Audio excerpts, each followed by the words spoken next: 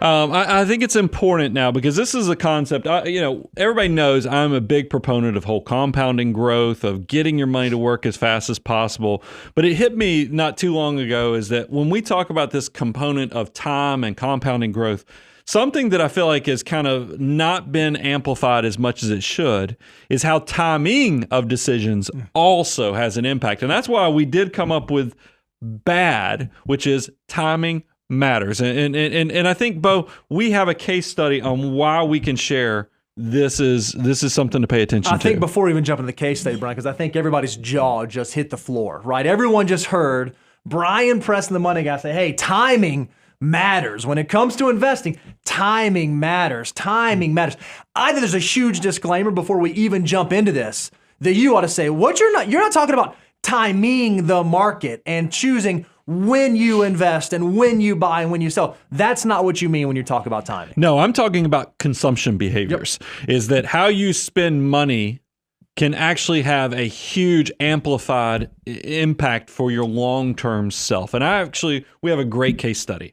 I've told you guys, many times that when I was in my 20s, even though I was a hyper accumulator, I had this vision that I was going to quit working at 50. And now that I am just like on the cusp of looking at this, I'm looking at that going, no, my life has changed so much. Well, before I even came up with that vision, I also had this crazy vision when I was 16 because I had figured out there was this weird arbitrage thing that occurred is that car insurance on young men was through the roof from 16 to 25. But as soon as you crossed into that threshold of age 25, it cleared up. It's cheaper. Like the seas parted. I don't know if it's because people were married back then, younger, or you were making better decisions.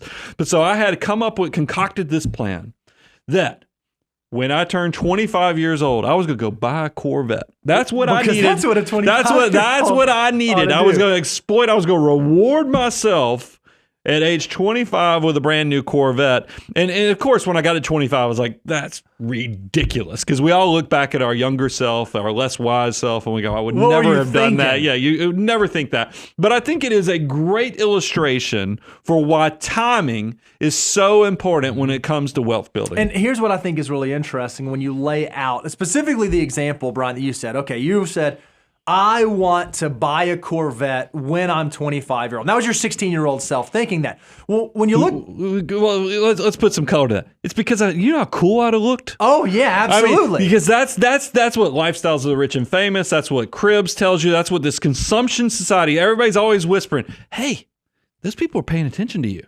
Hey, if you want attractive ladies to pay attention to you got to look that's so false, that's so fake. It's a state of mind that is not reality, but this is what we're whispered. And Bo, I know I'm going to let you give the payoff.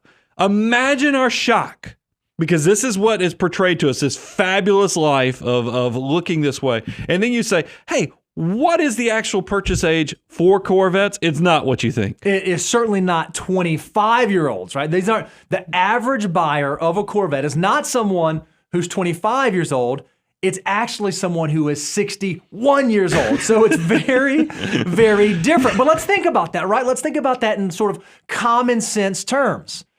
The average MSRP right now for a 2023 Chevrolet Corvette convertible starts at $73,395. That's how much a brand new Corvette today would start. Well, if you're a 25-year-old and you're in the top 10% of net worth of folks in your age range, you have a net worth of $59,900. $59,900 net worth. Corvettes start at almost $74,000. That means a Corvette would represent, if you were to buy it, 123% of your total net worth. That just doesn't make sense. That doesn't pass the common sense test. Timing of this expenditure matters because it's the same thing going to the 61-year-old. If you look at a 61-year-old, though, if you're in the top 10% of wealth for 61-year-olds, their average net worth that age is over $2.5 million.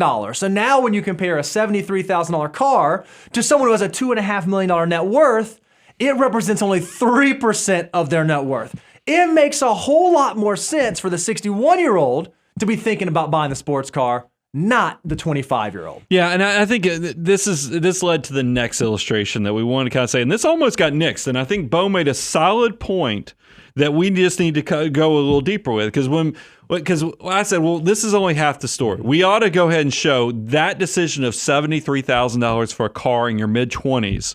There's a huge opportunity cost. If that money would have been invested and then grown, what would that have actually changed and impacted this person's life? And Bo, you made a point. You said nobody actually is investing $73,000 when they're 25 years old. What was the rest of the story on that discussion? Yeah, it's wild. I said, Brian, okay, we're going to do this case study, and we're going to show a 25-year-old investing $73,000.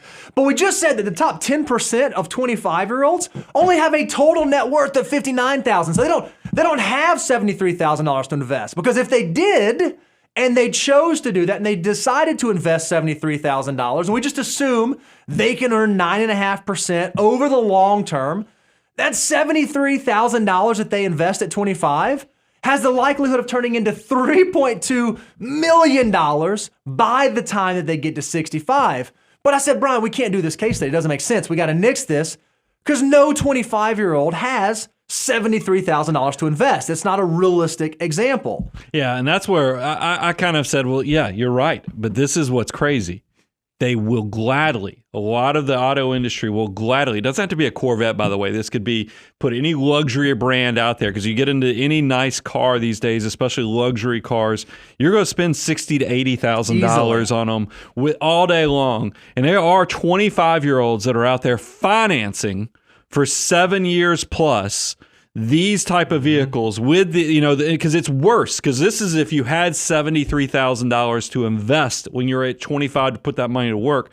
Making this consumption decision of a luxury car when you're in your 20s actually is worse than this scenario, because not only do you have to pay the $73,000 back, not only do you have to pay the interest on the $73,000 that you finance, but you also miss out on every bit of that time. Yep. So what I'm telling you is this decision to buy the luxury car in your mid-20s to show everybody how cool and fabulous you are is more than likely going to impact your future self potentially up to $4 million. Because if you added the time that you would delay on investing, the interest you paid, as well as the $73,000 you financed, more than likely we could run the numbers on this and it would be a $4 million loss in the wealth building process. And then people get to be 60 plus years old and they wonder, why don't I have money? Yep. But you go back and you show the grandkids how fabulous you looked standing next to that Stingray back in the 70s or whatever. Remember this illustration. Yeah, this is why